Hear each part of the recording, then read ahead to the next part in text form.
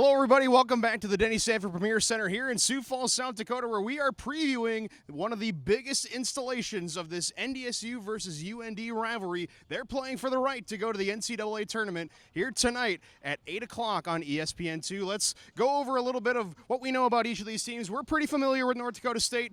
We may not be as fully familiar with UND, but we'll try to break down what they are like tonight.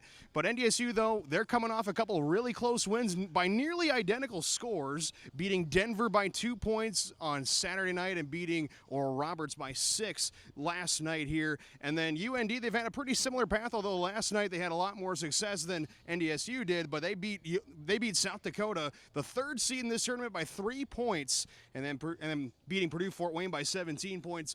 Really, really interesting effort from Purdue-Fort Wayne last night after what we saw from them on Saturday night against South Dakota State. But let's talk about UND a little bit. They're 15-17.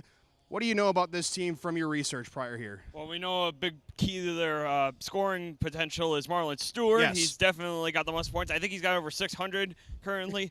He's averaging about 18 a game, and he had 35 in the last meeting against these teams, yeah. Yes, they rely on him a lot, but not only him, most of the starters too. A lot of the starters have over 400 points on the season, but not a lot of scoring from their bench. That is a really interesting part of their team right now. And it seems like, teams that have more players that can score for you tend to get rewarded.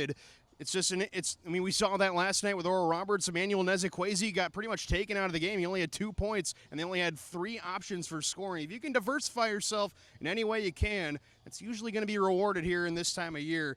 But Absolutely. It'll be interesting to see how NDSU is able to contain Marlon Stewart and Philip Rebracha. Those are the two main scorers on this team. We'll get to our keys to the game here in a little bit, but again, 35 points for Marlon Stewart against NDSU back in late February. Rebracha, their center, also had 10 in that game for the Fighting Hawks.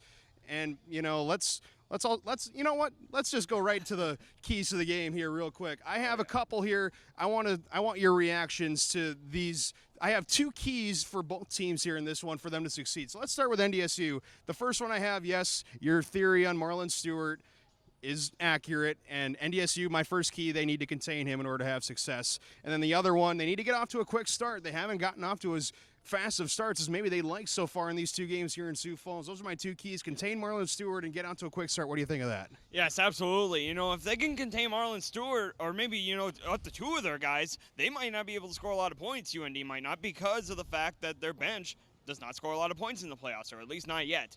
And also, your other key there about scoring quickly, yeah, that's definitely a big key right there, because most of their scoring or their big leads come out early in the second half, and which it may be good, but they need to really start ramping that up early, because it has just been dogfights these first 2 games in the first half. In a game like this where it's for all the marbles, getting to a fast start's important, but it's also important just because of the last meeting against these teams that ended on that Marlon Stewart buzzer beating 3 in Grand Forks in late February. It had a pretty similar start to what we've seen so far here in Sioux Falls, relatively low starts. And the 2 keys that I have for North Dakota, the Fighting Hawks, to be successful in this one, they got to get Marlon Stewart going early. He's pretty much the heart and soul of this team. And then also they got to limit the fouls. NDSU, you do not, like I mentioned in our post-game show last night for the Oral Roberts game, you do not want to get into a free throw shooting battle with them. They're the 3rd best team in the country at shooting free throws, which has been their MO over the last couple of years.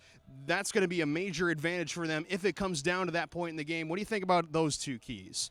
Definitely the first key there that you said about making sure Marlon Stewart gets points. Absolutely. I mean, how do you think they beat NDSU back in February? He had 35. 35 points. 35 of them. Winner. And that game winner was there's only 3. That's a funny fact that we just found out recently. He went 1 of 7, and his only one was one of them in the game.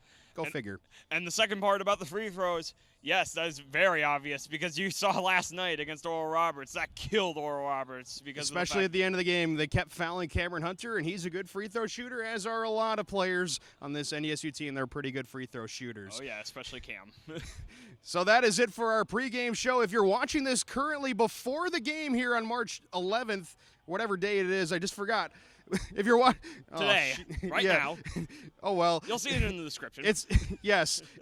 That's gonna be on ESPN2 here at 8 o'clock. Turn your TVs to that one. You won't want to miss it.